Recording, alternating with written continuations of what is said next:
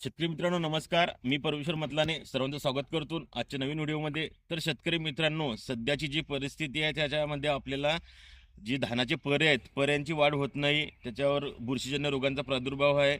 आणि तुम्ही बघू शकता की मागे हे जे नर्सरी आहे याच्यावरती आता सध्या जो प्रादुर्भाव आहे तो सर्वात म्हणजे बुरशीचा आणि वाढ न होणे ही आपल्या समस्या आहे.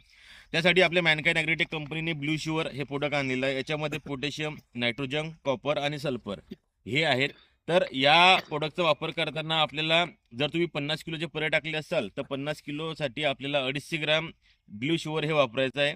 याचा वापर करताना आपल्याला फक्त सकाळी न वापर करता आपल्याला 11-12 नंतर करायचं आहे. कारण तुम्ही बघू शकता पूर्ण पाणी थांबलेलं आहे. आता 9, 9:30, 10 वाजलेत.